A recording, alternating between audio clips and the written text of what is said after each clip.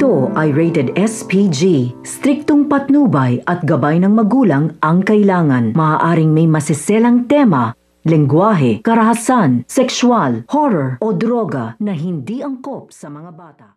Dahil nga sa pangbababae nito ni James dito nga kay Venice ay tuluyan na nga siyang iniwan ni Venice. Kaya naman nga babalik nga ng Pilipinas itong si Venice. Ngunit susundan nga siya ni James upang ang takuting dala-dala nga ang marriage contract. Dahil nga legit nga ang marriage contract nilang dalawa at si James nga ang kauna-unahang pinakasalan niya. Samantalang maagang nga tatapusin ni Vivian ang kontrata nga nila ni Tata na magpanggap nga bilang Venice dahil nga ayaw nga ni Vivian na maubusan nga sila ng yaman. At dahil nga dito ay maawa nga si Francis dito nga kay Tata dahil nga nahuhulog na nga si Francis para kay Tata. Kaya naman nga bibigyan nga ni Francis ng 5 milyon nga itong si Tata. Ngunit mapapansin nga ni Tata sa binigay nga na cheque sa kanya ay nabura nga ang pirma nito.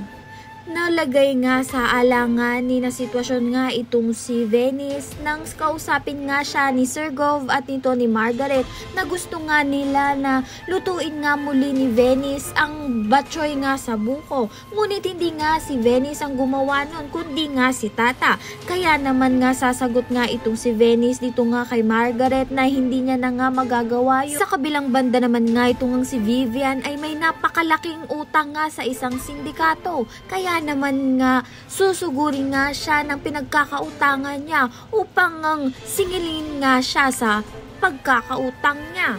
Tinutukan nga sila ng baril kasama nga itong si Venice at Sugar. Malalagay nga sa panganib ang buhay nga nito nila Vivian at Venice pati na nga rin itong si Sugar. Kaya naman nga gagawin nga lahat ng paraan ni Venice upang makuha nga niya ang yaman nga ng pamilya nga nito ni Francis.